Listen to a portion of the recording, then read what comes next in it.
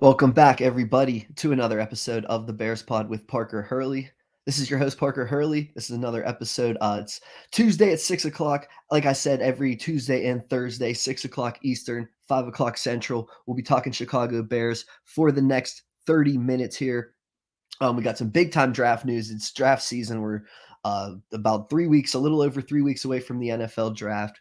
And so we're going to talk about basically the Myles Murphy Pro Day. Then we're going to talk about my mock draft and if that impacts my mock draft. And then potentially at the end, we may talk about some potential third string quarterbacks. So, like I said, the first thing, the big news that may impact the Chicago Bears in terms of what they do in the NFL draft is Myles Murphy participating in his Pro Day.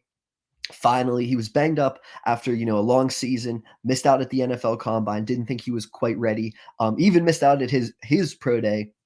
Had to get a personal pro day today because he was finally healthy. And based on a lot of the reports, he really showed out. And in my opinion, he put himself in a position where now I'm saying, is he in contention for the 9th overall pick for the Chicago Bears? Is he one of those players? The Chicago Bears were in Clemson today. They were working him out. So, yeah, leave a comment, guys. I am Skokes. What's up? That boy Brooks, what's up, man? We're talking NFL draft. We're talking Myles Murphy Pro Day. We're talking the fact that the Chicago Bears were there and Myles Murphy blew it up, was one of the best workouts at the Pro Day. According to Matt Miller here, I think I have the exact weight and measurements here. He's 6'5, 271. He ran a 4.52 in the 40 and then a 7.23 cone and a 4.35 short shuttle. Those are big time numbers when you weigh in at 271 pounds.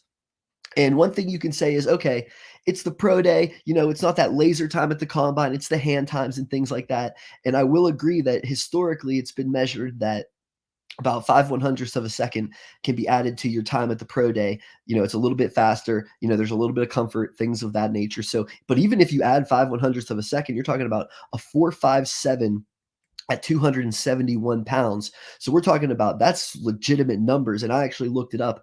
If you talk about, let's actually lower the threshold to 260 pounds and let's bump it up to 4.6 because he ran a 4.52. Let's say it is a little fast because of the pro day. Let's say if he ran a 4.59 or a 4.5 or a 4.6 at the combine at 260 pounds under 4.6, there's only 13 guys since 2000 that have accomplished that feat of being that weight and that fast. And when you look at it, 9 of them went in the first round. And when you look at it, 3 of them went in the top 5. So you look at the names that you see here, Jadeveon Clowney, Travon Walker, 2 guys who went number 1 overall. Ziggy Ansah went in the top 5. Rashawn Gary goes 12th overall. Marcus Davenport goes 14th overall. Jalen Phillips, 18th overall. Brian Thomas, 22nd overall. Bud Dupree, 22nd overall. And Montez Sweat, 26th overall. Then you have Boye Mafe and Sam Williams went in the second round, and then 2 guys went in the 6th and 7th round. So obviously, Myles Murphy, we don't really necessarily need to even compare him to the 6th and 7th round guys. He's far more accomplished than that coming in. But even when you look at those 6th and 7th round guys coming into the NFL draft over 260 and running a 4.6 or lower, they both, James Smith-Williams and Cornelius Washington, became rotational players throughout their NFL career because that athleticism, was just so elite, it guided them. So now you talk about when it actually isn't a talented player, you are talking about the big names such as, like I said, Clowney, Ziggy Ansah, Bud Dupree, Montez Sweat. These are the guys that you now have to start comparing Myles Murphy to. And like I said, 9 out of 13 of them are first round picks. He's probably going to make it 10 out of 14 because it's just that legitimate. The question is he worthy of a top 10 pick? You do look at some of these names, you say, Clowney, he went number 1. Did he necessarily live up to that? Travon Walker, some people thought, even he was a reach. Ziggy Ansah, he was a top 5 pick. Probably did live up to that, but he wasn't like a Hall of Fame player. Rashawn Gary was on the, verge of living up to that, tore his ACL. Even guys like Bud Dupree, Jalen Phillips, Bud Dupree really you haven't seen yet, but Montez Sweat you have seen. And the reality is that what you have with somebody who's over 260 and runs a 4.6 and lower is a floor, because you look at all these players and you say Clowney has a career high of 9 sacks. Ziggy Ansah has 14 sacks. Rashawn Gary, 9 sacks. Marcus Davenport has a season with 9 sacks. Bud Dupree has a season with 11 sacks. Montez Sweat has a season with 9 sacks. You start looking at this and you say, okay, every first round pick that's been over 260 and has run a 4.6 or lower has had a 9 sack season in their career, even, whether they're the best, worst, this, that, the other, top 10 pick or the 22nd overall pick or the number 1 overall pick. They've all been hits. How big of a hit are any of these guys Hall of Famers? Maybe not necessarily, but all these guys who were drafted in the first round and all these guys that have similar testing numbers to Myles Murphy, all of them were hits. And you start to look into Myles Murphy and his production and you say, one of the reasons he was falling off or down boards was because, okay, in his junior season, the season where you really thought he was going to, strive into that top 10 pick, be a lock for the top 10, that season, he kind of had a decline in his stats.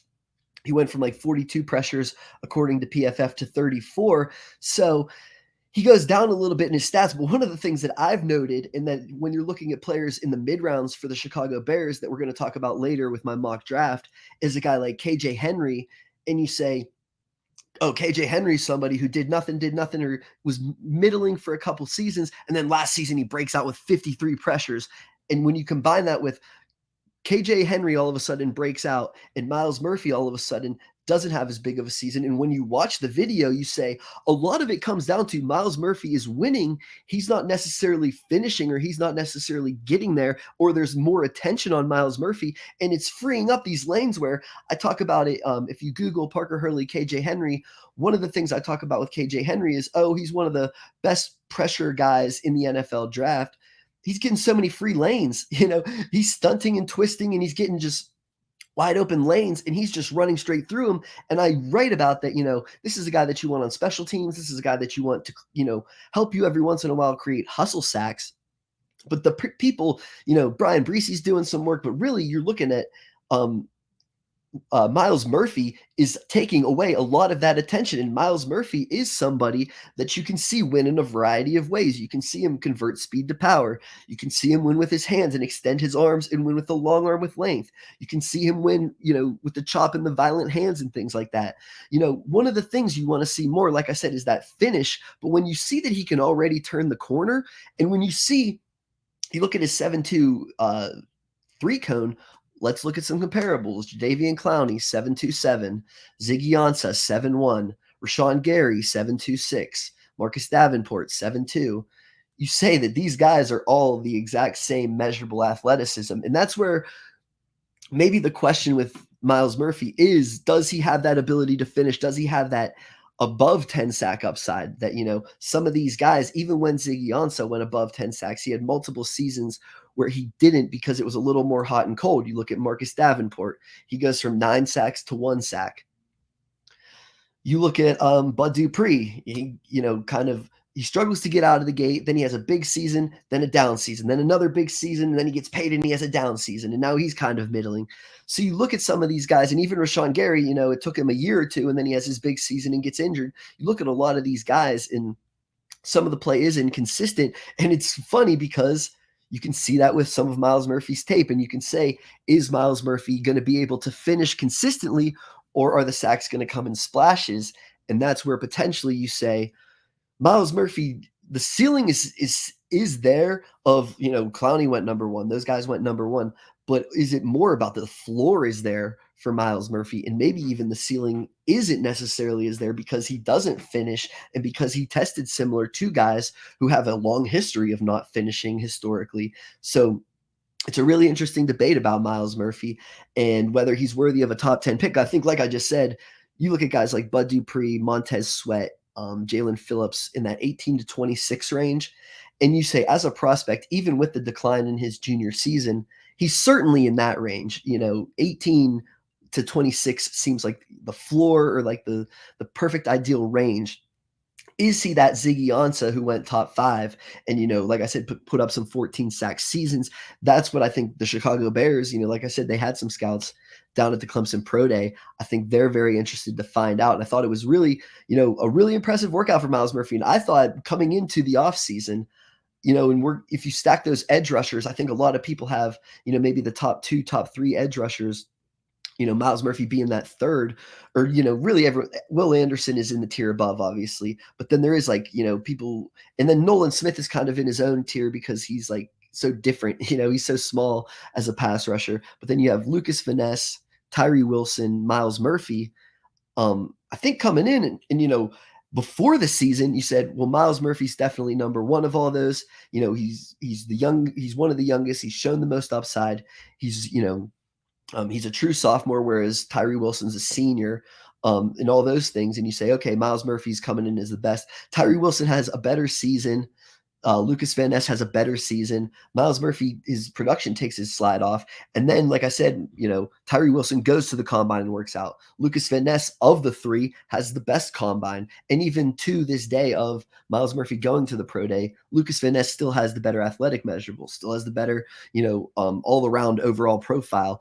And he had a couple more pressures last season. But like I said, when you add in that Myles Murphy was the one that, because of his attention, he was creating pressures for other players like KJ Henry, and KJ Henry's going from, a UDFA to invited to the Senior Bowl, invited to the combine, and potential, fourth round pick. Not saying that's just because of Myles Murphy. KJ obviously worked for that, but you saw that a lot of that was this free plays and the setups from Myles Murphy. And you say that, okay, there's a slight difference in pressures between, Van Ness and Myles Murphy, but career-wise, through the past 3 seasons, Myles Murphy has better stats than Tyree Wilson and Lucas Van Ness. So the most recent thing, or the hottest thing, was, Van Ness coming off the combine. The hottest thing coming off the season was Tyree Wilson off of, he had the best season in 2022, but the best 3-year career was Myles Murphy. And, maybe now because he just had his pro day, and now he's potentially the hottest thing. He still, like I said, didn't have the combine that Van Ness did, but he had a good enough pro day that he puts him in elite territory and locked himself in the first round. Are people looking and saying, okay, just like we thought a year ago to this date, maybe not that much changed, and we still do have Myles Murphy above Lucas Van Ness and above Tyree Wilson. So I at least think it's worth, it's an interesting debate. And I personally, I came into the season saying, even watching the tape and people are saying, oh, that lack of production. I saw it, but I saw the glimpses, and I saw the ability. You saw the athleticism. You saw the ability to turn the edge and use his arms and use his length, strength, power, everything like that. That I still think he's a better prospect than Tyree Wilson, who a lot of people now are putting in, the top 2 or 3. So maybe in a, normal draft class, you would say that, okay, Myles Murphy is that, 18th overall type of player, but we're talking about, Jaxon Smith-Njigba, and we're saying, well, he's usually a middle of the first round player, but now we're talking about him in the top 10 because there's no Jamar Chase level prospect. And we're talking about those tackles, and we're saying, okay, those tackles aren't necessarily, the locks for top 5, but those tackles are, they're good enough for middle of the first round. So if the Chicago Bears have a need at top 10, why don't they take that? So, I mean, all of a sudden we're saying the same thing for Myles Murphy, in my opinion. So I wouldn't write off Myles Murphy. I think if you're mocking Lucas Van Ness, you should really consider, at least experimenting with the thought that, what if they prefer Myles Murphy to Lucas Van Ness? I don't think that's necessarily the craziest thing in the world. So give me a follow. We're going to change gears here and get into the mock draft 2.0 here, and talk about who I do select with the number 9 overall pick. I am going to consider Myles Murphy, especially after the pro day, and this was written before the pro day either way, but definitely check that out at beargoggleson.com. Follow me on Twitter at Parker Hurley. We're doing everything there. We're getting ready for the NFL draft, and we're talking about my mock draft. And with the number 9 overall pick, and one of the things I wrote on beargoggleson.com is that you really look at it and you see there's no shot that any tackles are going to go in the top 9. So can the Chicago Bears take the top tackle in the top 9? And if you listen to my podcast from Thursday, I break down Paris Johnson, Broderick Jones, Peter Skoronski, and I rank them. And I came away saying that I do think that Paris Johnson is the best tackle. And we've talked about it for weeks and weeks. So we're going to get more into like the in-depth players and things like that. But for number 9, we go with Paris Johnson. I think you have to consider I have a hard time considering Smith-Njigba, knowing that they just have so much issues in the trenches, and that there are players, whether it's Jalen Carter, whether it's Paris Johnson, whether it's Broderick Jones, whether I think Van Ness and Myles Murphy has joined the conversation. I just listed 6 guys that I would take over Smith-Njigba, and I really like Smith-Njigba. He's my top receiver. But there's for the especially for the Chicago Bears and especially for where they are, and especially in terms of you win with the trenches. I just think there's three defensive linemen and there's three offensive linemen. There's six guys that I would take over Smith and Jigba. So with the number 9 overall pick, I have the Chicago Bears taking Paris Johnson, and we'll move on to the 53rd overall pick. And I'm sticking with the trenches big time. And another article I wrote at beargoggleson.com is that I just have a real good feeling the Bears are going to draft a center. They have picks 54, or they have 53, 61, and 64. Between those three picks in that 11 span run, the end of the second round to the early third, it's just so hard to see them walking away from that span without taking a center in any of those three picks. And when you think about the center position, you just think about, if one's going to be there at 53 and your guy's going to be there at 53, I think you would be crazy to play that Russian roulette game and hope that he, slides 8 more picks to your 61st overall pick.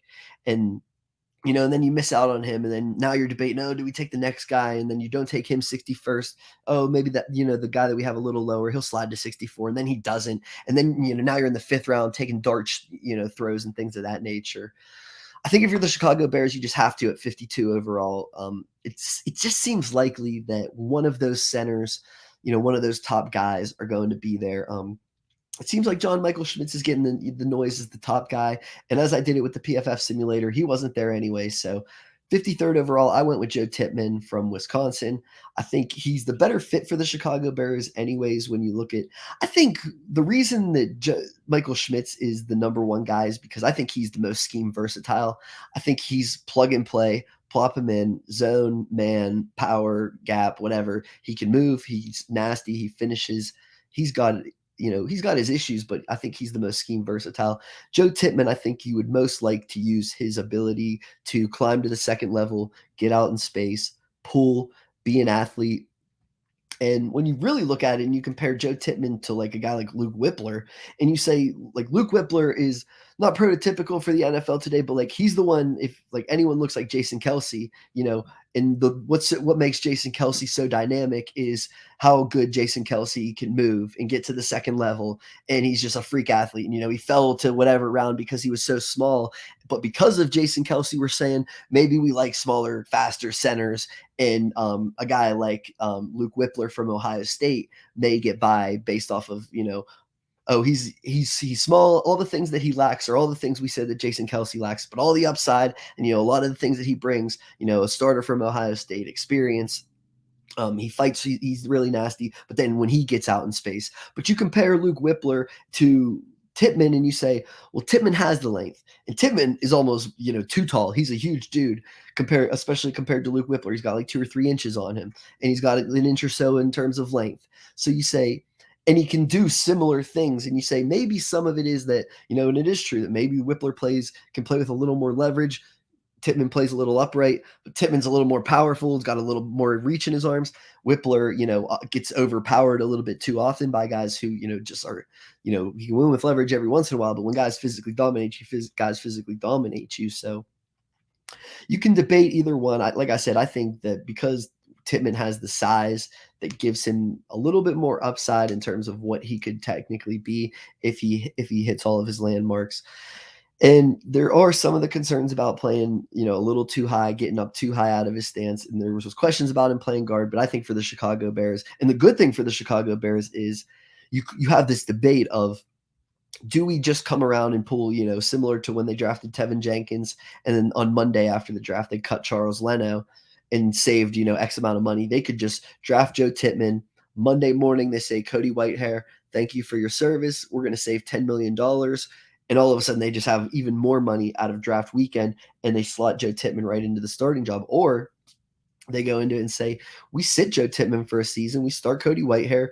One of the reasons that we're drafting a center, and one of the reasons we don't trust Cody Whitehair is it's assumed at this point that he's going to get injured. So, by the time that Whitehair gets injured, or by the time that, 8 weeks into the season, then we move Tippmann, and we still save money next season with moving on from Cody Whitehair. But we give Tippmann that little runway of, not needing to start necessarily. But I really could see them Monday morning after Joe Tippmann goes in the second round, Cody Whitehair gets cut. So that's my second round pick. We go Paris Johnson, Joe Tippmann, 61st overall.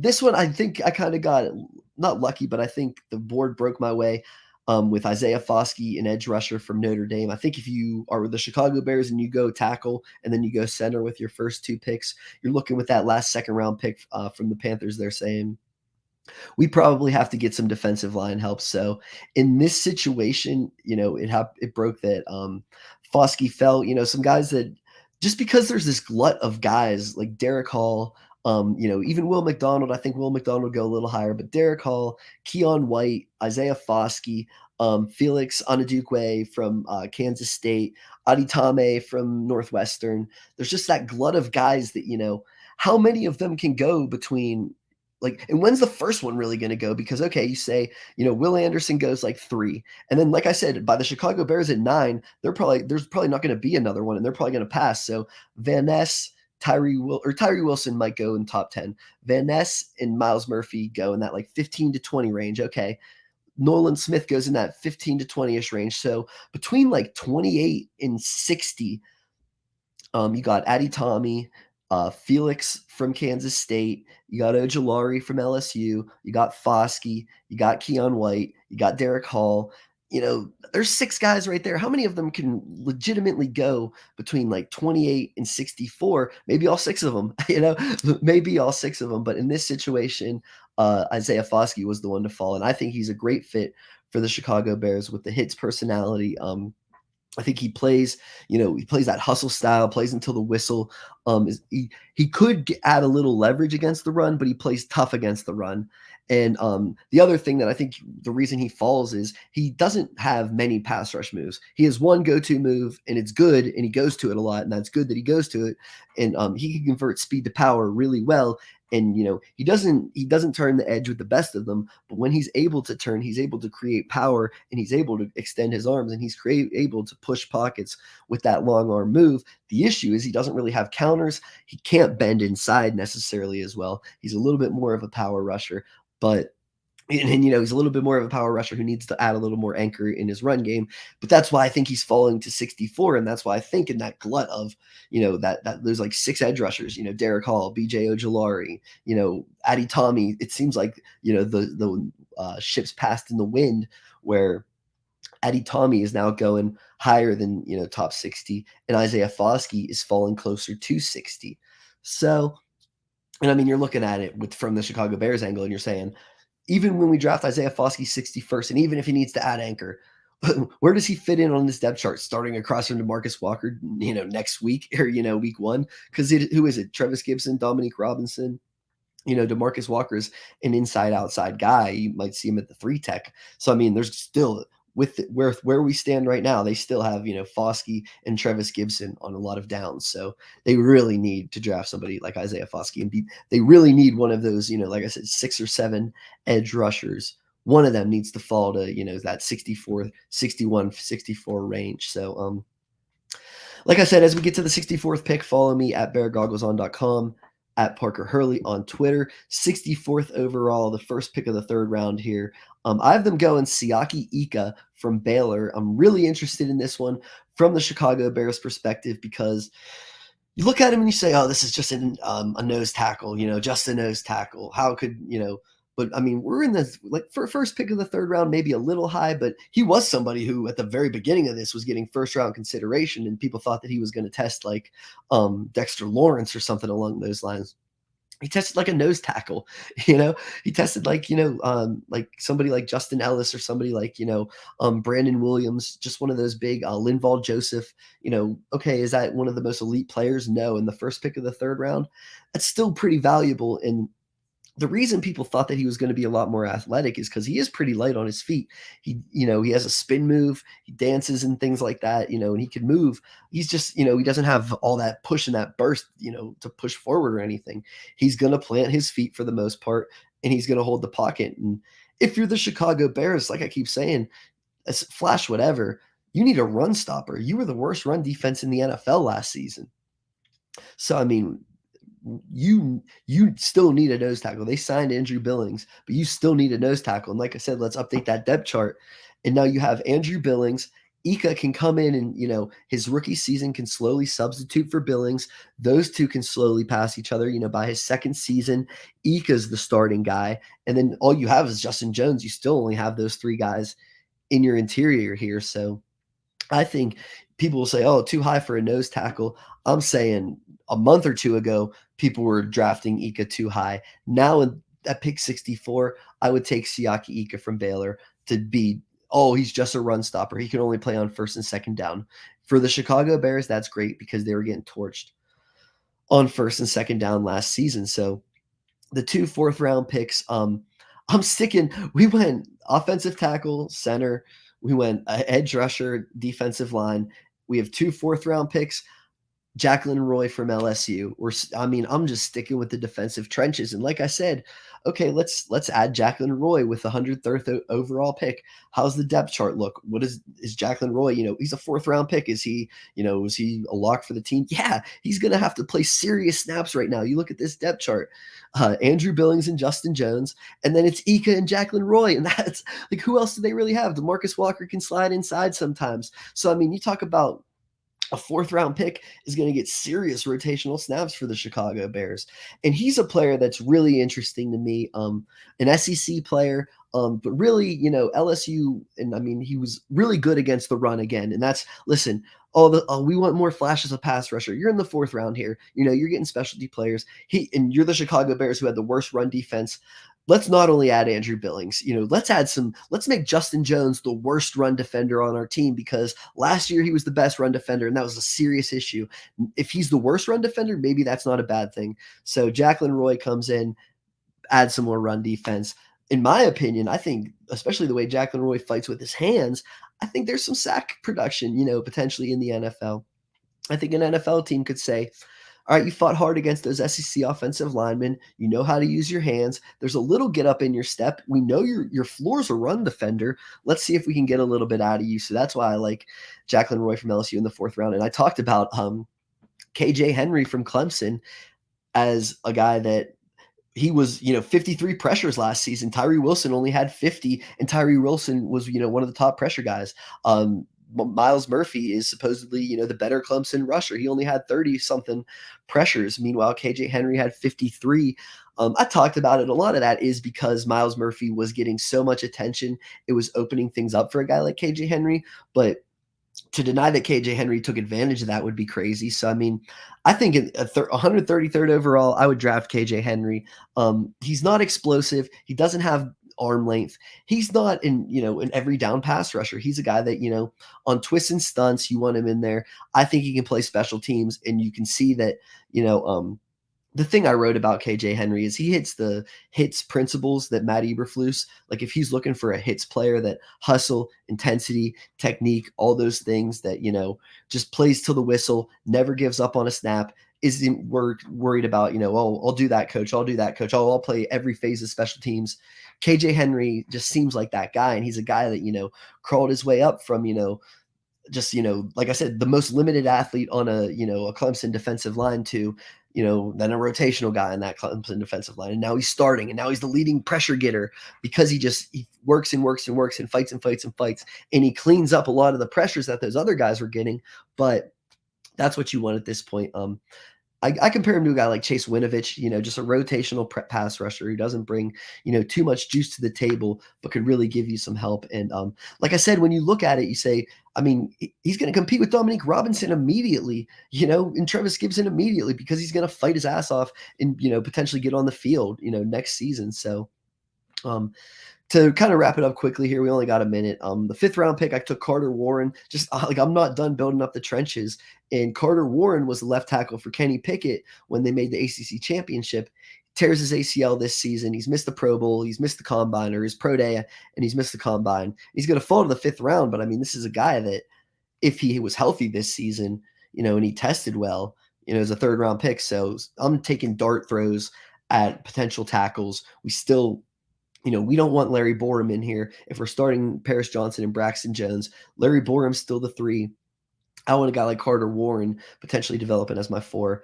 Payne Durham, I think, a solid blocker, and it highlights Tanyan and Cole Kmet more as pass catchers. I think that makes a lot of sense. They still need a third tight end. I don't trust guys like Chase Allen. Terrell Smith in the 7th round, I just think that, take a shot on an athletic long cornerback who really only had 1 season of production, but they still need some cornerback help. And Matt Landers, these are 7th round picks, so really just taking guys. Matt Landers is a receiver from Arkansas who had a really impressive NFL combine, but beyond that, he really didn't put up many stats at Arkansas. So that'll do it for the mock draft. I think we're going to talk skill position players next time. We may react more to whether the Miles Murphy steam really picks up like I'm predicting it will. Follow me at Parker Hurley. Check us out at beargoggleson.com. React to anything you heard today. Let me know if you got any issues or anything. We'll be back Thursday, 6 o'clock to 6:30. So I'll talk to you guys then.